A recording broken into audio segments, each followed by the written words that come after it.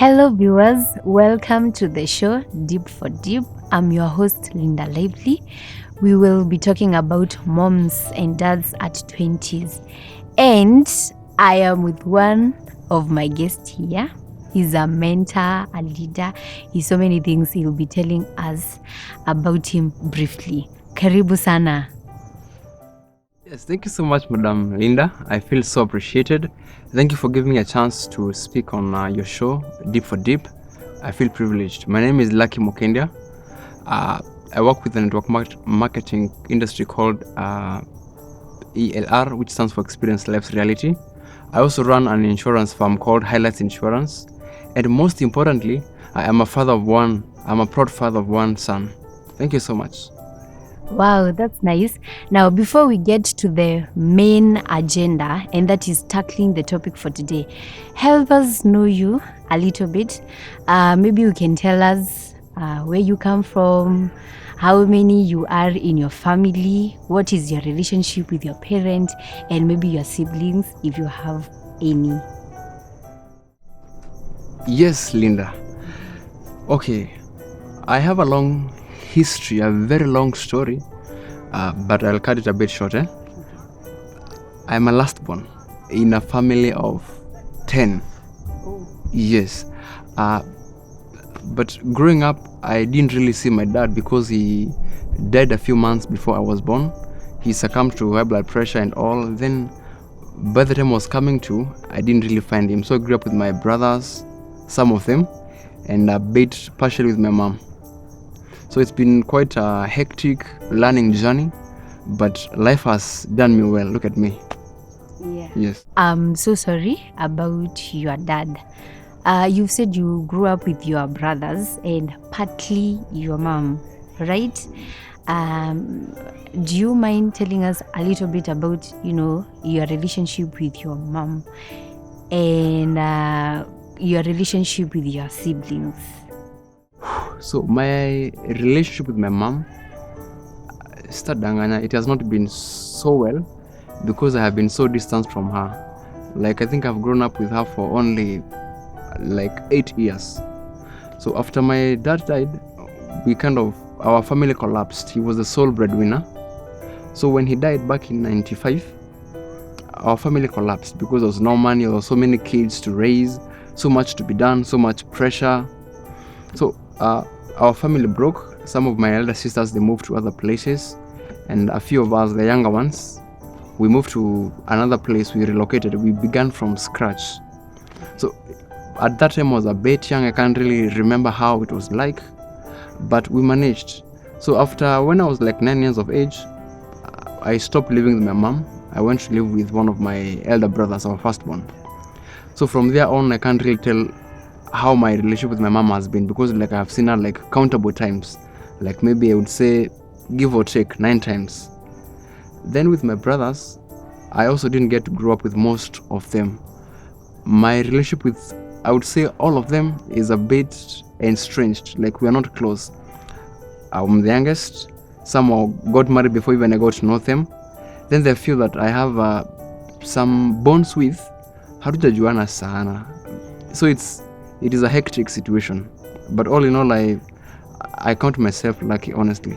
Being a last born in such a big family, and most importantly, the lessons and the experiences I have learned from being a member of that family, they are amazing. They have turned me to become this man I am, in all truth. Thank you. How has it been for you, growing without your dad and not knowing your mom so well? How has it been for you? Number one, it hasn't been easy. As a child, there are some bonds and relationships you ought to create with your parents, and nature took that from me. I don't know really how having a father feels like. I have zero ideas. So I can't really talk about that. I'm still learning even how to be one. Also, with my mom, I can't really talk much about it, but she is a good mom figure for me. She's too special for me. It has been a big learning and adapting process because at some points, of course, as children, you'd always compare yourselves. Oh, my mom said this, my dad did this. and I didn't have a dad to boast about. So often than not, ningekuwa najiuliza some questions like, well, how should I respond to some of these questions? And I would often retreat to being quiet. And for those who know me, I have been introvert for so long a time because I couldn't really fit well with most of my friends, with most of the situations. Like, I was a bit different. So it has been a learning process, a challenge. Yes. All right. Who funded your education, or how was it like? Dad is not there, mom is not there, and you had to relocate. Well, who funded my education? I have to say, having a big family has its many advantages, because with a big family, most of them become different things. Some become doctors, some become lawyers, some become teachers, others different things. So because we have a huge age difference, so I grew up with our firstborn. He worked for the government as a registrar of births and deaths. He was called Mr. Mugambi. So I grew up with him. He's the one who funded most of my education up until the point he passed on back in a few years ago. So he took me in as one of his own, loved me, showed me his care. So I grew up with his family actually. He had 2 beautiful daughters, and I had, so to say, a family experience in that family. Yes. I'm a proud alumni of Eco Boys High School. It is in Tharaka County and the only national school. I'm so proud. For 4 years I studied there. I was an active member of Christian Union, and also had a chance of relating with different kinds of people from different backgrounds. I felt very safe in that place because there's so much to compare from, so much to learn from. It is not really a TED place. And again, it being a national school, it means we had students from various parts of Kenya, and they all come with different experiences, different stories. So I had so much to learn from, so much to compare from, and it helped to shape the person I am. Yes. So after finishing high school, did you manage to join campus or college? Once I was done with my high school, of course I managed to go to campus, but now before that a few things happened, because at that point my guidance felt like now I'm final everything. So I really had to show like I was becoming somebody responsible. So nikaanza kufanya a few jobs here and there, and specifically I did two jobs there. I once worked in a wholesale shop. Then I also went to Mjengo for almost 6 months, kubebana na mawe and all. It was a fun aspect of my life, but then ilifika mahali I realized I needed to do more. So after saving up a few coins here and there, nikajipeleka to do packages in one of the institutions around our place. So I went and studied for like 3 months, something to do with computers. Then I was done and I waited to go to campus. Yes. Wow, that's good. Honestly, I'm proud of you. Like Mjengo, si rahisi, si vijana wengi wanaweza opt kufanya hiyo. Tell us about the campus experience. How was it for you? Like joining campus, umetoka high school, umehustle, ushaanza kutest life ya huko nje. How was your experience in campus? Were you nervous? Ulikuanga hyper ama ulikuanga aje? Going to campus was a full new experience because umetoka from the life of rules and everything. In campus, you find 0 rules. You find people who are free to enjoy the world and everything. So again, you have to relearn how to associate with such people. And so it was, again, a learning experience for me. I wasn't really a party person. Like I mentioned, I've been an introvert for some time. So the big bashes, the parties were not really my thing. I was unable to fit well in. So I went to a more quiet and meditative circle for me. I tried again see you there, and also I joined the karate team in my campus, but for a while. So umesema huko msee wa kwenda bash na kupati and everything, ujai kuwa na pressure like pressure from your fellow schoolmates, classmates, ama wase wenye mlikuwa mnakaa nao the same hostels, nakwambia ni nini wewe, ni aje unapo, si tuende leo, we go out, have fun. It has never gotten to that, like the pressure.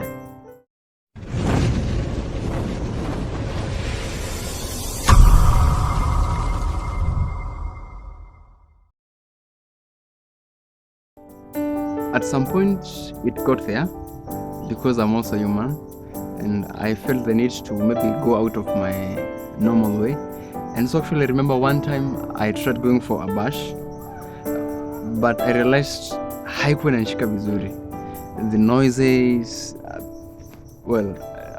alcohol might have been involved here and there, but I realized it really wasn't my thing. Like all the loud, like it was too much for me. I usually felt like, I don't know, this isn't it for me. And so, though there was that pressure, I found excuses of always saying, no, I'm busy, I'm held up somewhere here and there. But in truth, I used to feel lonely and, I don't know, the need to connect more and more. But I used to assume that feeling. And often than not, it worked to my advantage, because I remember not once, not twice, most of my friends would come complaining about some things which happened there. And I was like, it's a good thing I didn't get to go there. So I would find myself, again, often than not, advising them, maybe to or against what they were doing in the parties and all. So I found it more constructive for me. One of the books I've been reading was telling me that everything is permissible to us, but not everything is constructive. So I learned to go for what seems to be more constructive for me. It's been tough, but I tried, and I cannot complain. It has been worth it. When in campus, there's a lot of pressure. Hata mimi nilikuwa hapo, there's too much pressure. Like watu wanataka ufanye some things and everything, like everything is in campus. Drinking, smoking, partying, there's even sex. How did you deal with the pressure, like your pressure, your campus, pressure from your classmate, nini, and bad company? How did you deal with that? That's a good question. There's a lot of things going on in campus. You need to pass, then there are parties, like there's so many things. Handling it took a lot of discipline, in truth, because you can get sucked up in all that thing. You realize that maybe you're performing in one area and failing in the other.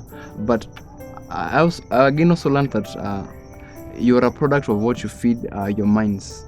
Like your whole life, it is a product of your thoughts and what you've been feeding it all along. And I will not say mastered, but learned to be more disciplined when it comes to these matters, because I know if I fail in one area, it will affect the other area. And if again I give more credit to the other area, I may fail again in this area. So how I managed with the whole sex issue, drugs issue, it was all about knowing myself. Once you know who you are and what you want in life, or at least you have a vivid idea of what you want to be or what you want in life, you will learn to be more disciplined. You will learn to push aside a few things, because again, you know what you want. And if you persist in a wrong path, you realize you're deviating from what you want to become. So often than not, ningejipata, of course, I'm also deviating, maybe in one way or the other. Then I would catch myself in the act and maybe come back, rethink, meditate.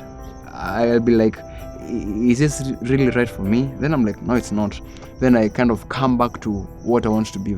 So for you to survive in a harsh environment, first of all, know exactly what you want.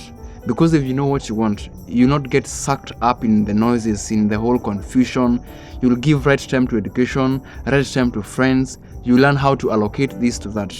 And if you are not, you will realize you'll be giving more attention to one area and forgetting the other. And most of us, with the youth, we have a need to be loved, to get the attention and everything. So if you don't really know how to to know, to realize exactly what you want. You'll get lost with all the fun, with people's comments and likes and everything. You'll get lost. The bottom line, it has to do with you knowing what you want.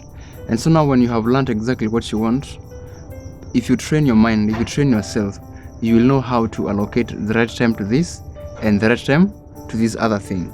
And honestly, it will save you, number one, a lot of regret, save you a lot of time, save you a lot of energy, and help you to become more productive in many areas. And you will learn, people will respect you more if you learn to say no to a few things, or maybe you persist on a certain line. I have learned people respect people who know exactly what they want. And if you persist long enough, utapata even your friends maybe who are in a certain line of life, they will actually respect you for what you are. They will no longer stop assisting you for this and actually be coming to you for help or to seek your advice, because they've realized you are presenting a different kind of personality. So that has been the life for me, mostly in campus. Whenever I persisted in a certain line, people, of course, they seem to want me to become like them. But then I was more steady. Then they learned like, I think Lucky is a bit different. So I would find most of my friends asking me questions like, okay, how are you doing this? How are you managing? How, I don't know, such kinds of questions. And often I would find I had the right answers because I knew what I wanted. Yes. So, Lucky, you are a believer, right? And you weren't married. How did you become a dad? Being a parent, at whichever the age, there are no accidents, often than not. Just become one. So at this point, allow me to say, when I was in campus, I met a most beautiful lady. Yes, then it happened. Yes, I'm a Christian. I will not deny that, but it happened. And though I'm born again, I didn't allow it to, to cause me to run away from my responsibilities. What I know is that maturity comes with responsibilities. Whichever the level you are at, you'll always be judged depending on how responsible or irresponsible you are. So I knew, being a Christian and I'm a dad, there's no formal marriage and all, I still had to take up my responsibilities. I'm human. So I knew there were things needed for me, and so I manned up. It was that easy. So I cannot complain. Yes. Okay. What happened to waiting till marriage? Well, that is a laughable question. I guess I couldn't wait. I could have said I counted the cost, but I did not. So I became too close with my person, became too comfortable, and one step led to the other, and the fruit was visible. We were at that point. There was no turning back, there was no running away. We were expecting a baby, and we were at that point. Mulikuwa umepanga kupata mtoto ama it just happened? I'm 27 years as of now. I became a father quite early, at 22. So by the time nilikuwa naingia second year, my son was already 1 month old. So I was a bit young. But age doesn't really define you. Anything happens in your life, you are above 18, songa nayo. And I did just that. So it has been tough, at some point painful, challenging, but if you believe in yourself, you believe you're strong enough, go step by step, you'll get where you eventually get somewhere. And right now I'm almost 5 years with a child. I have learned a lot, talked with a lot of people, and realized that no matter the age anybody is at, you can be a comfortable parent. Just believe in yourself. So, Lucky, how did you find out you were expecting a baby and what was your reaction? Okay, how I found out, number one, I suspected she was pregnant. She didn't even need to tell me. I could really feel in my gut deep, like there must be something happening somewhere. So I remember 2016, somewhere in December, before 25th there, because we were not talking for like 3 straight weeks. Quiet, she wasn't talking, so I was suspecting what was happening. So I broke the ice. I called her. Should have been around 24th December 20. I can't really remember clearly. So I called her. Nikamuuliza, hi, how are you? We kind of tukasalimiana. I could feel the tension in her voice. And deep down I suspected something is happening. So I popped the question. Nikamuuliza, how is everything? Why do I feel like you're ignoring me? What's happening? So once I asked her that question, she broke into tears, and I knew in my head, this is it. So I could feel the tension building up in me. So she was like, I've missed my periods and all, and I think I'm pregnant. So she said. And so she broke with all the questions. I don't know what to do. Oh, please, what? So she had so many questions, so many worries. And I believe it is the case of most young ladies whenever they don't know how to express it out. And she was almost karibu alipuke. So she asked so many questions. She broke. It's a good thing I was almost preparing beforehand. I almost knew what to say. Okay, I did a shady job, but at least I tried. So I calmed her down. I was like, that's not the biggest thing to happen in life. It's not an accident. You and I both know. And I believe we should move forwards. We know what happens. This is something we created. We cannot say it was an accident. So we should be ready for the consequences. I will be with you. I will support you the best I can. You can help us by going to our YouTube channel, Golden Arc TV. Like, comment, subscribe. Thank you so much.